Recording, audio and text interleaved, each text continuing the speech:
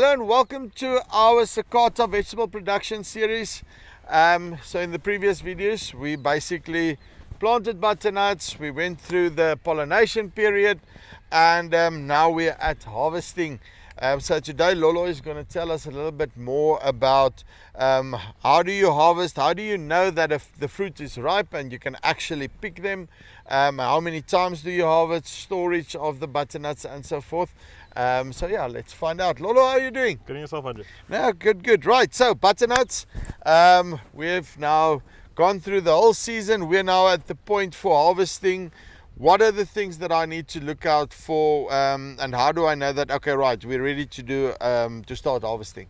Yes, so usually we anticipate harvesting 90 to 110 days after sowing of the seed. So we are there now. The first thing that you want to look at is the color of your fruit. So a fully tanned butternut is a good indicator of fully ripe. And you would when you're talking tanned, what do you mean about tanned? So the color of the skin. Yes. So it must be that light brown color. Yes. Unlike the light green color that it usually would be if it's still immature. So it's almost like the difference between this and this. That's basically exactly. So another indicator when we look at the butternuts, we'll take a closer look. Close to the stem attachment, there are usually some green lines when it's still immature.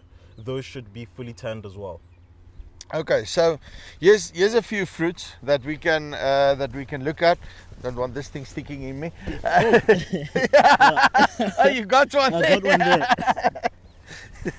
So okay, right. So we've got these fruits here, and just explain to me between these, which one would then be the tanned one and the more immature one. So the one on the left, yes, is more tanned, although it's not fully mature. It's going to mature first. Then this one on the right. So we also want to look at these green lines here. These should also be fully tanned as a good indicator that this is ready. You would start seeing the more tanned it gets, the stem attachment also starts getting dry and becomes corky.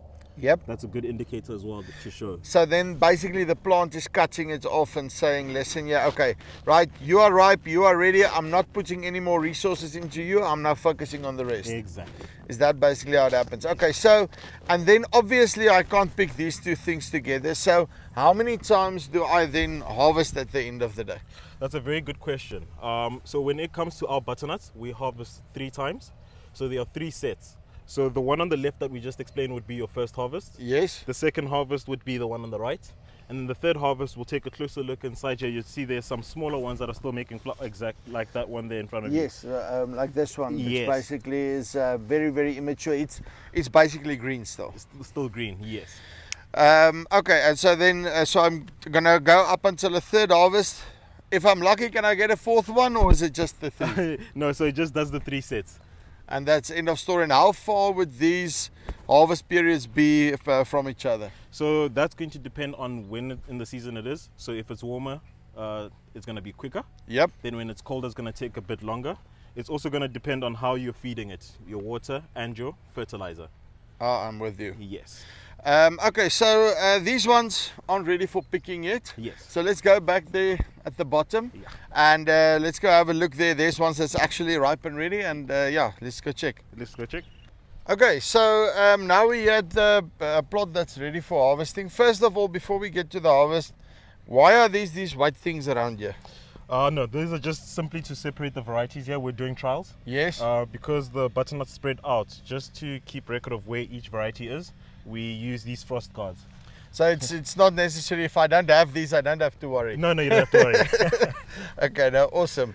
Right, okay, so you've got a butternut in your hand there. Yes. That is basically ripe and it's ready to harvest. So how do I go about the whole harvesting process now? Okay, as you can see before the video, I use these pruning shears just to cut this off. I cut it far off just to show an example of what not to do. Yes. Some other farmers, what they would do, they'll go to the plant and they would harvest like that. You see that? But what happens now? Why is this a problem? So this is a problem. It will just dry out and be fine. No. This is actually access to diseases. Yeah. And also is going to affect your shelf life, making it because you can lower. see already, look there, there's water coming out of that thing. Exactly. So it dries out very quickly then, am I correct? That's correct. So we don't want to do that. We want to use the pruning shears. Yes. Right? And then you want to just get it just above the stem attachment. So you just want to go above the stem attachment so that it's still on there.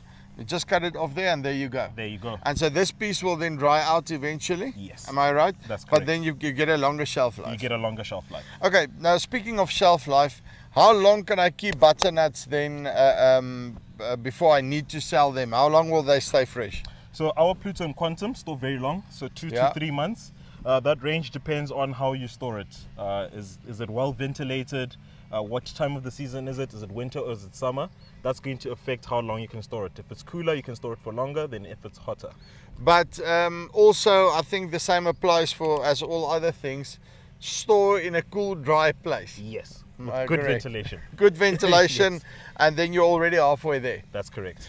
Listen here, in terms of the so the butternut, so I'm getting this first one then, and then the second one, just to make sure, as soon as those green lines disappear, all those green lines are gone here, so yes. It's now ripe and ready. And you say from beginning to end, when will my last harvest be, is give or take how long? So from sowing. Yeah, and then from like when I harvest my first butternut until the last one, how long give or take? Oh, you should be harvesting for another month, a month and a half. Yeah, give or take between from the start to finish at the end, to the finish line at the end of the day. That's correct. Awesome. So Lolo, thank you very much. I've learned a few things. Again, cut it the right way. Till next time. Cheers.